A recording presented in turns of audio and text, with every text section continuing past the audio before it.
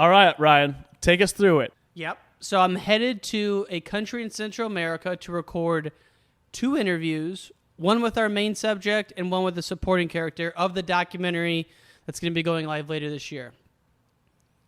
Did not realize how sketchy some of these countries are, and this story only shows that in detail. So leave the heartland of America, God City, Chicago IL, birthplace of the baby back ribs, 1 a.m. on Thursday. Get to this unknown country, yet to be named country. 4 bags completely packed to gear. I have countless hours of prep work. 6 weeks of prep work. I have, to your point, 4 bags, 2 cameras, multiple tripods, 4 microphones, a gaggle of gear. I landed this country, one of the poorest countries in all of Central America, ran by a dictator. I land. I get through 1 checkpoint, no big deal. 2nd checkpoint, no big deal. I'm feeling good about myself. The 3rd checkpoint I go through, I can see the outside. I'm like 20 feet away from my contacts there picking me up from my fixer. I slide all my bags through the last scanning machine, and immediately they get flagged. They get flagged. An airport worker who does not speak English comes over, takes my bags to customs. Which is what? It's a foldable table in the corner of the airport. It's a table that collapses, completely foldable. They start to go through my bags. Now, I'm naive at this point. I don't know what they're looking at, what they're going for. All 4 of my bags not only gets flagged by the initial person, but customs ends up taking it. So I go to reach for the bags, they take them further away from me. And so through Google Translator, the airport worker says, "Sir, your bags fall outside of normal travel luggage, and cameras aren't permitted in this country, so now you have to speak to head of customs to get your stuff out." Now, keep in mind, I'm only in this country for 48 hours. Yep. I've flown all the way down there on my own dime to do 2 interviews that are both make or break to the story. Action-packed agenda. No wiggle room. No wiggle room. I'm in and out, going to do the thing. So I think, okay, no problem. I have a letter from my fixer that says I have permission to be there from the Wrestling Federation, but they kind of be like landing at Washington, D.C. and showing the head of customs that USA Wrestling said they could be there. They don't give a fuck, bro. They don't care.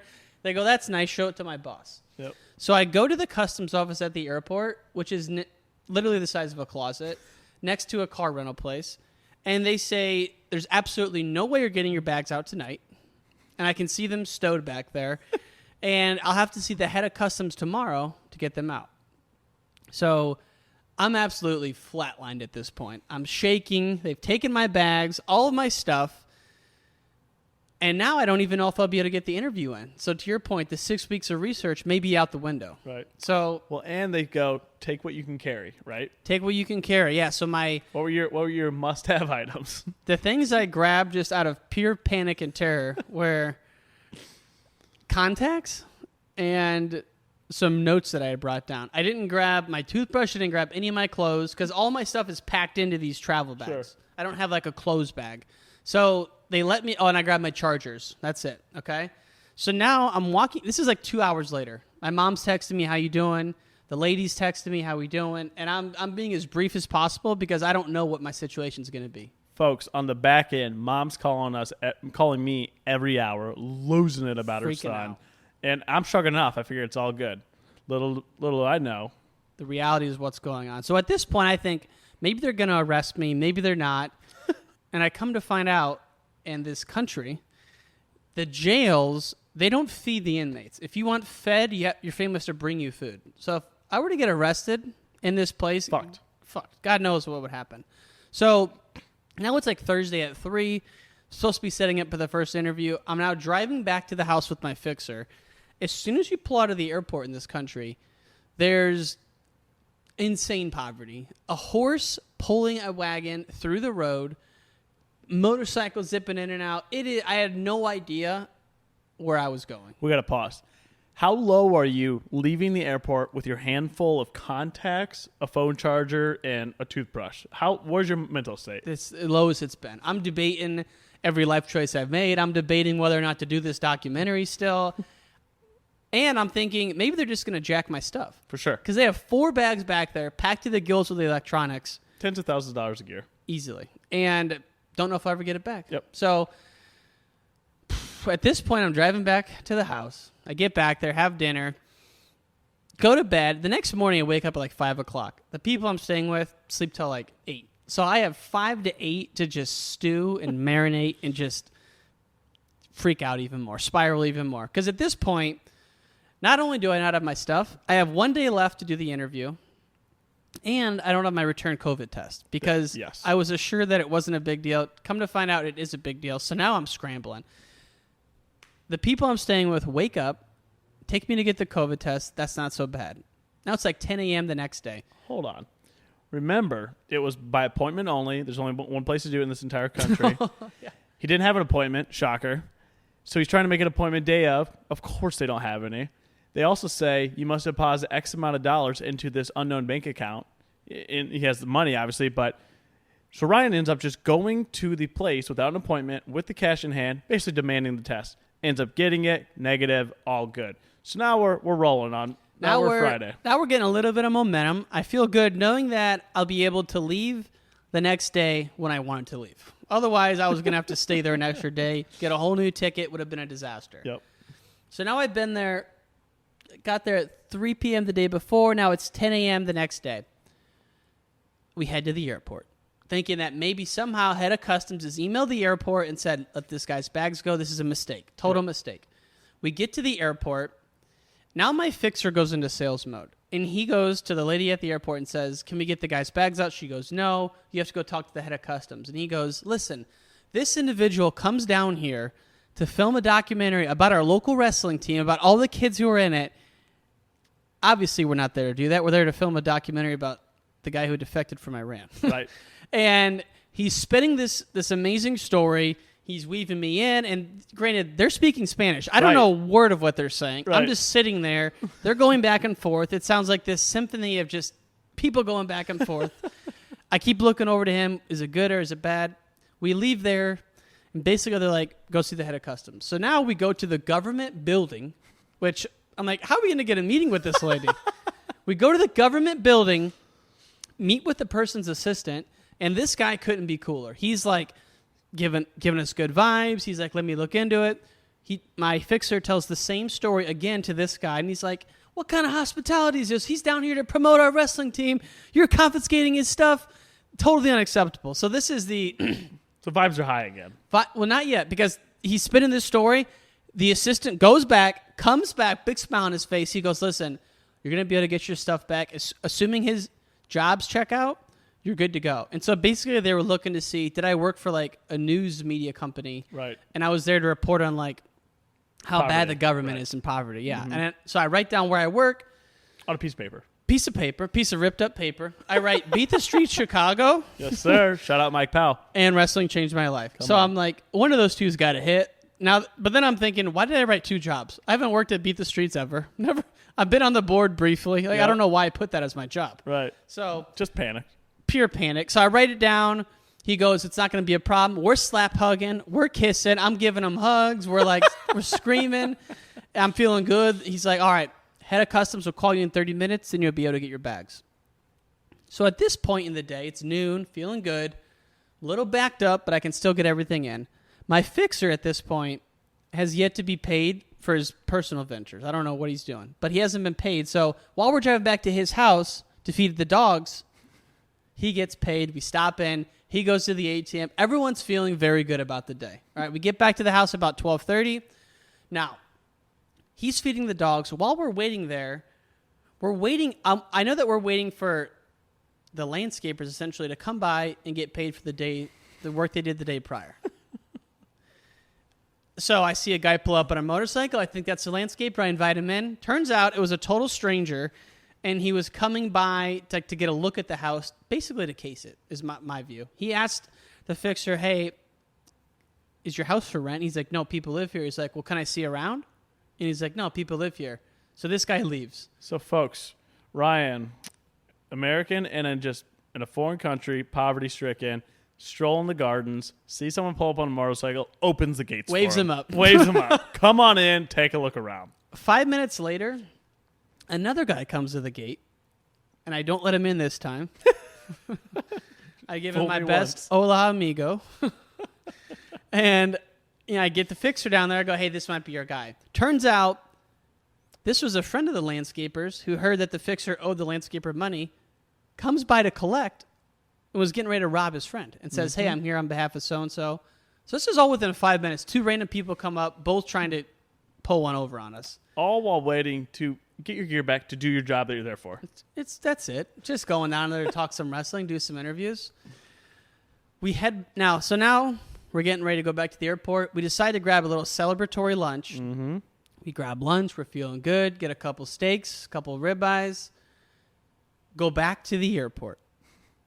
Because now it's been 3 hours and we haven't heard from the government. And so we're thinking maybe they forgot to call us or maybe they just emailed the airport directly to let our bags out. Sure. We're thinking. Sure. We're hopeful thinking. There's always a good email address for the airport. Because they promised us 20 minutes. Oh, yeah. Nope. So we go back to the airport. Now it's like 3:30 and I fly out at noon the next day. So we're down to 21 hours. 21 hours. 2 interviews. At this point, have you scrapped one of the interviews in your mind? In my mind, not yet, but I'm getting close. Because Okay. there's also a lot of B-roll to shoot as well. Sure. Outside the interview. Mm-hmm. So get back to the airport, 3:30. We wait another 45 minutes. I just, again, listening to a cacophony of Spanish, just bings and booms and bites. It sounds great. I wish I understood it. Yeah. Thinking back to freshman high school, Miss Logistical Spanish class. I remember a couple words, but I'm sitting there, 45 minutes goes by. And There was never a teacher at our school by the name of Miss what was it? Miss Logistical, and she saw me writing the answers to the test on my hand, and she sent me to the office. I'll never forget this lady. Horrible. I felt the same stomach drop that day in freshman year Spanish as I did when they took my bags. So He's had a tough life, folks. tough life. So I get airport 3:30, 45 minutes, and now it's like 4:30, and they basically say, not basically, they said, we haven't heard from her. You're not going to get your stuff back. And so I'm rock bottom Back to the again. valley. Rock bottom again. Yep. And I'm thinking, okay, worst case scenario, I'm not going to do any of the interviews. The documentary, totally up in the air. I don't know if I can tell it. Can't. It'd be like doing the Escape from Inglewood Tony Davis documentary without T.J. Williams in it. Pivotal part, must have it to do this documentary. Gotta have it. And so one of the guys down there is this crucial role. Mm-hmm. So I'm back to spiraling. I'm thinking, what are my life choices? Am I going to do this documentary? All the work I've spent on it, all the money I've spent, it's all just weighing on me. But now I think, okay, on my flight out tomorrow morning, are they going to give me my stuff on my return flight? Right.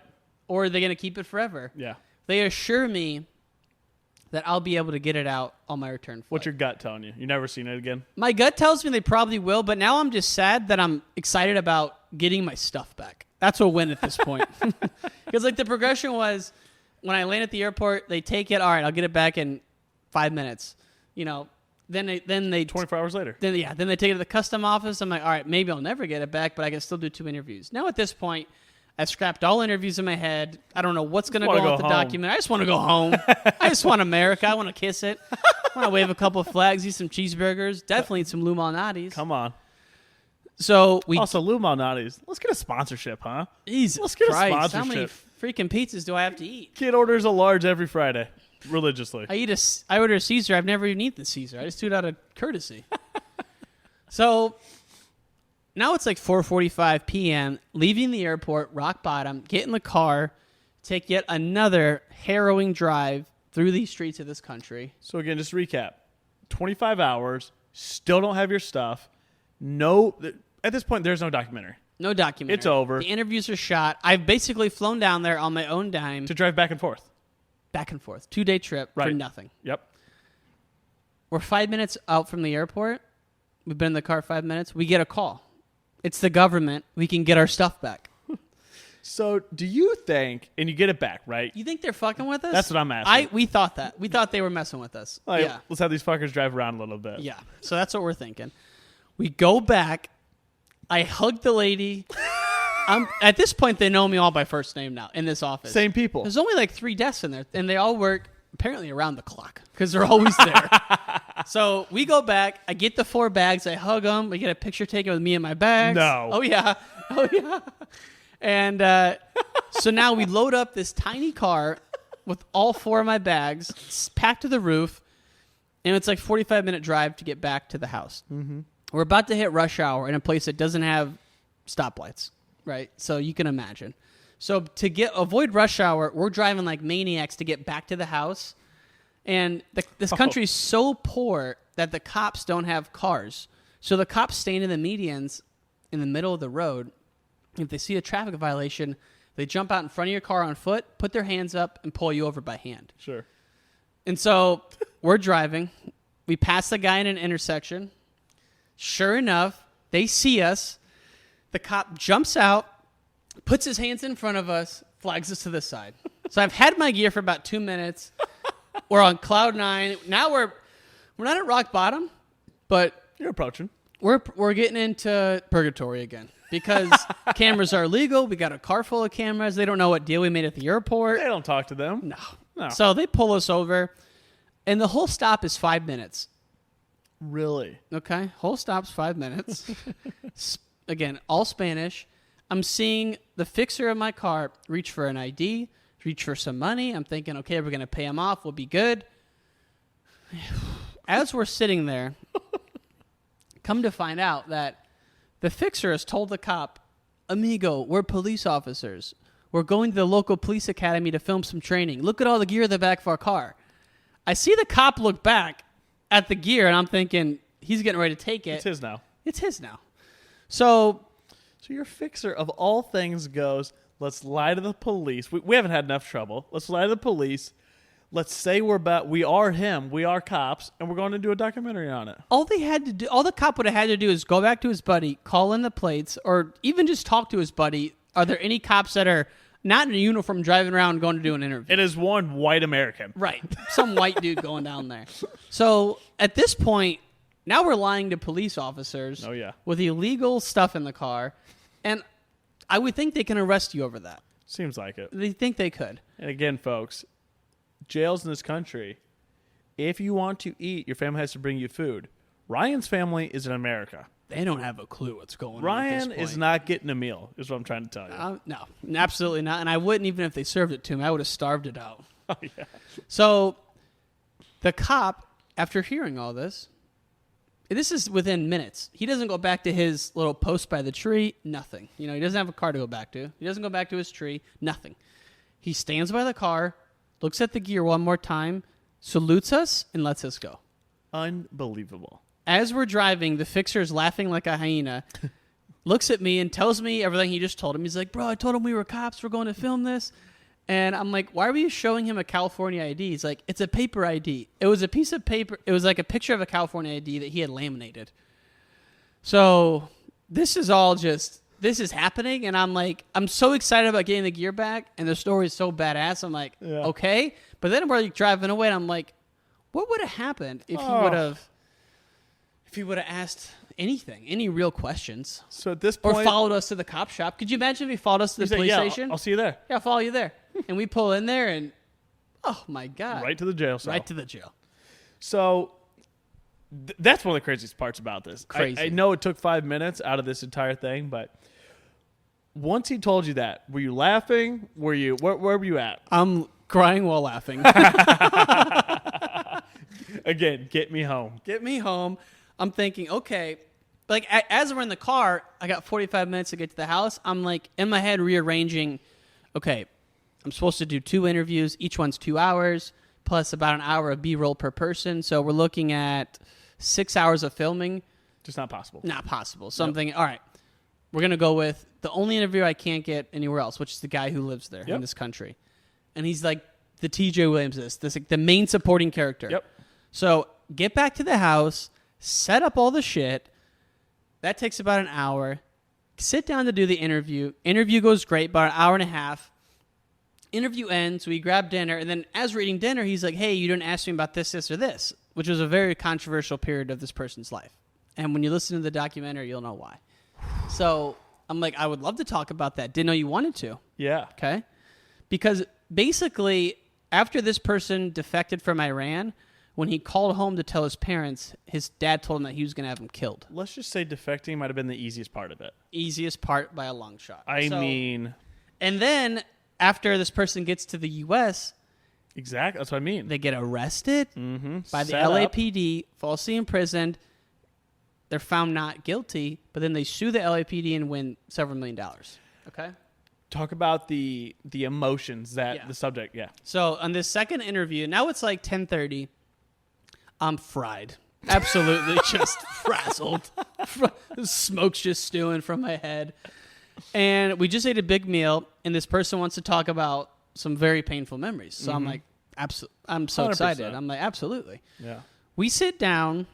We're about 45 minutes in, and he gets to the heart of the matter, the belly of the beast, just the darkest layer of the layer. Ugh. And he's so traumatized about this memory that he begins to faint during the interview. And at first, he's like kind of leaning forward, closing his eyes, and I'm thinking, How maybe many years later are we talking here? since the incident happened? Yeah. 30? 30. 30 years 30 later, plus. folks, it's still that real in this guy's mind where he's telling the story. And once you hear it, you'll know exactly what we're talking about. The man faints in 2022 from the trauma he went through. Yeah. When we tell you the defection was the quote-unquote easiest part, in all honesty, it might have been. And when I say someone defected, do you know what that means, or is it confusing, the word defect? I assume it means leaving a place where you're not supposed to leave. Right. So I was telling a couple people in Chicago about this. They're like, I don't know what defect means. So defecting means that, yeah, exactly. Like, you can't defect from the U.S. because Right. you could just leave. You just leave. Yeah. Yeah. So, yeah, basically, yeah, exactly. So this person's telling this story. They begin to faint, and I'm sitting right across from the person, and this has never happened to me ever. And you figure I've done 350 episodes on the pod plus another 80 for audio docs. Almost 450 interviews I've done. No one's ever fallen asleep, or I think they're falling asleep. Come to find out they're fainting. Yeah, he didn't fall asleep. So, no. So within the first second, leaning forward, eyes closed. Then I realize the person's going, leans forward, and I have to catch him. Person wakes up, and they're like, oh, my God, I thought I was back in jail. I thought I was like Back in the courthouse. back in the courthouse. I'm like, holy shit. Like, I couldn't believe it. I'm like, no problem, dog. And, Dude. you know, we try to, like, it is an amazing interview, and we did wrap up well. But afterwards, I'm like, what the hell? Like, I hope I didn't just put this guy back on the wagon or something. You know, like, I'm digging up these stories. So To be fair, he asked. he asked, and I'm glad he did, because it's going to make the documentary God. awesome. Yeah. So That's after- it. You wrap up the interview. You wrap call up the the one. interview. Yeah. Cancel the one interview. Wrap up that interview. Say it's midnight. It's 11:30, and as I'm like packing up all the stuff, which takes about an hour, he's starting to tell me, he's like, dude, I totally passed out. I didn't realize I was going out of it. I thought mentally I was back in the courtroom. I didn't know what was going on. So then I'm kind of feeling bad a little bit, you know. Sure. But basically, Folks, this guy went through hell. went through hell. So this guy goes to bed. I go back up to the room, back up all the stuff. By the time I'm backing everything up, Multiple places. I had it in because in the back of my mind, I still got to go through the hell of this airport For to sure. get out. For sure. So I back up the recordings on like 3 different spots. Now it's like 2 a.m. I fall asleep. And Flights when? flight's at noon. Okay. I tell them it's at 11. It was actually at 12:40. It was at, so I Nice. said noon. Yeah. Nice. Get to the airport. Surprisingly smooth going through. Okay. Wow. I transfer In another country. at Mexico City. Yeah. Yeah. So I get through at this country in Central America. I get through airport security, and I got 2 hours before my flight. Was the same people working when you're departing? Not that the same customs lady was. Yeah? Yes. And she gave me a final salute. But I get through. Now I'm at the airport. I'm like the only one at the airport. Starting to put down a couple Coronas, a couple Pacificos. You're close to home. I can taste it. I can smell it. You throw a football Except for there. the 12 hours of flights I'm about to endure. Okay? So get on the flight. Get to Mexico City. Transferring back to Chicago O'Hare. Get to Mexico City. Too many, all the terminals or all the gates are full, so the plane docks in the middle of the airfield. We walk down steps, get on a bus. They take us to customs. We got to go through customs and then back through the Mexican TSA again. So I'm now in front of the Mexico City airport. It's like 5 o'clock on a Saturday, and I'm getting ready to go through Mexican TSA. I go through it. And on the way down, they gave me a pretty hard time about my bag, just because they're not used to that many cameras, that many batteries. I'm like, why does it matter? What's in the bag? Right. So, it's a bomb or not? It's not. It's not. Yeah. But I'm preparing for hell. Mm-hmm. I go through Mexican TSA again, flagged. I'm like, fuck. So Okay, Jesus. I'm like, all right. where's your mental state when it gets flagged? Where do you go? Did you go right back to? No, I'm expecting it. Because on the way, because there's a very specific rule on lithium batteries, how big you can be to bring them on, because you can't check them, and they can't be above a certain size. Okay. Well, the ones I got are massive because they're like 6 hours life, and each one's a couple $100. But below the threshold. Barely. By like a volt. Like a volt. So I go through the Mexican TSA, they flag my bag, and every whistle I hear at this point, I'm sweating, I'm shaking. Still no English. None. I just assume that some of the Everywhere major you go? airports would, and that's just typical American ignorance. Like, I thought the same. but so they don't. So they open the bag, go through the cameras, no big deal. Go through the batteries. They're looking at them very specifically, and if they take the batteries, there's about $1,000 we're out, right? So I'm like kind of getting worried because like the battery scan was like 10 minutes. Right. So they put the batteries back in. Now, in my backpack, on the side, I have like a big pole that's connected to it that extends out to a boom pole. Right. This thing has gone through every TSA since the Smiths onward. Okay? It's never been an issue. Wasn't an issue going through Mexican TSA. Sure wasn't. On the way back, now it's a whole committee of people. Like 4 or 5, like they're flagging people over. And Yeah. I have a picture of a Hollywood set where someone's holding a boom pole, and I'm like showing them the picture. And now they're taking my phone, passing it around, showing their friends about it. And they're all like, yes, see. So I'm like, good to go. They're like, oh, no. This is a dangerous object. For you to take it on board, you either have to go through TSA all over again, or you have to check it. What would that prove going through the same TSA again? Because then I would have to go out and check it, then come through again. Yeah, and I've already made it through. You're done. And I go, just keep it. And so I surrender it. It's a casualty. Rest in peace, boom pole. R.I.P. It's still there. Who knows where it's at right now No, at this it's point? It's stripped and sold for parts. Exactly. Get through TSA, grab a bite to eat, get on the plane. I end up getting back to Chicago about 1 a.m.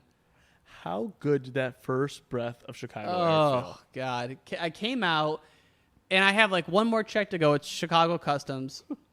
Because I'm, whatever it is, global clearance. What's it called? Because I asked the Mexican airport, I'm like, do you have global? It's called global entry. It's the TSA pre, but for international. Okay. Not all international airports do it. Okay. So I'm getting through the Mexican customs. I'm like, do you have global entry? He laughed at me. Okay, absolutely not. Absolutely not. Get out of So here. get back to Chicago, go through global entry. The whole thing takes 5 seconds. I walk out. I don't even want to wait for an Uber. I go to the taxi stand, hail a taxi, and I literally got down and kissed the great grunt of Chicago. It's 1 o'clock. I get home, order some Chinese, put a documentary on. Now I'm back in the happy place. Go to sleep about 2:30. The next day I saw you and told you the story. But that all took place within 2 days. Folks, this was 48 hours. This is how committed the man is to this documentary and the sport, which it's admirable, but 48 hours of pure hell. I mean, Pure hell. The worst. between getting quote unquote robbed, between maybe not getting a COVID shot to come back, then getting a jacked at TSA, and then back 2 days. That's a weekend. 2 days, and like some of the funny parts of that, when I first landed at this airport, when I'm at the custom desk, when they're still scanning my stuff, I'm thinking I can see the guy who's picking me up. I'm waving to him through the window. I'm hoping like that'll get me some You're sympathy there. with the customs lady. I'm like, oh hey, Yeah. I show them the letter from the Federation, and she goes, show it to my boss. Crinkled up, throw it in the trash. And this is all through Google Translator on the phone. Right. And so I go, why is my stuff being held here? And she explains why. And she's like, sign this form. I'm like, I'm not signing anything. And she's like, sign it. I'm like, okay. And then she's like, do you want to get anything out of your bags? I'm like, oh, I'm not leaving my bags. She's like, okay. They take the bags. Listen, Ryan. They weigh them. I'm like, why are they weighing them? And someone's like, so if someone takes something out, they'll know. I'm like, oh, God. Fucking I great. see them wheeling it off, and I'm just like standing there. I text my mom, landed safely. What'd you sign away there when you signed that piece of Couldn't paper? even tell you. Don't even know. And they go, I'm like, where's my receipt of like you take all my stuff? They gave me a paper card, and that was it. If I lost that, I was done. And I'm prone to losing things. I actually had lost my COVID vaccination card on the flight down there. So, Makes sense. Yeah. So that's the whole kit and caboodle. What was supposed to be 2 days of filming, endless time for B-roll. I was even going to do we're going to go to the volcano. Oh, yeah. I was even going to do maybe a third interview with them together. Sure. I'm getting fancy. Sure. As I'm flying down there, actually, I'm freaking out. Not freaking out, but I'm stressing like, all right, how am I going to do the setup for this third interview? I was so confident that the first 2 interviews were going to go so well that You're tagging one on. I'm getting a third one. And I'm like stressing over that. Come to find out, certainly didn't do a third, didn't do a second. I did one. So I flew down there. An amazing one. It was really good. Really good. Really, really, really good. And yeah, the flight down was 16 hours. Flight back was 12. And the interview was 2.5 hours. So here you go. But that's it, man. Had to get on here and tell it. It's some of the, every documentary there's a hiccup. Not as big as this. Some are bigger than others. This is a burp. This is a big one. This is a big one, and I'm glad we could come on here and share it because it's a tale that you thought was audience worthy. When you told me, I was slack-jawed. I mean, anyone who knows me knows I can't shut up. I didn't speak for 45 minutes. I just let him go. I couldn't believe what I was hearing. Couldn't believe I was so glad he made it back. I didn't think I had no concern about any of this ever. And then when you got back and told me all of it, I'm like, oh, well, this makes sense. It's a third world country. I mean, yeah, of course there's going to be some hiccups. But in the planning and the whole time you're down there, I'm like, he's crushing it. He's kicking back Corona. He's on a mule going to see a volcano. Let's go. Come on. Living. But yeah, folks, I hope you get value out of it. I hope you liked it. It was just too good not to share. So, and I'll just say this documentary initially was going to only do a short film. So a 16-minute short film, my first one, was going to go live on the Wrestling Changed My Life YouTube. That's still the case. But when I looked at all the travel, there's a lot of international travel for this story. I'm like, I got to do something else to get more bang for the buck. So I'm also doing an audio documentary. Hell yeah. So the first thing that the listeners will see is the audio documentary and then the short film either later or we'll hold the audio documentary to go live with the short film. Not sure. But bottom line, there'll be an audio documentary on this Iranian story and a short film. And it should be awesome. Crazy not story. Not gonna want to miss it. Crazy story. Thanks for the reverse interview. Appreciate it, boss. Let's go, baby. Awesome. Thank you very much.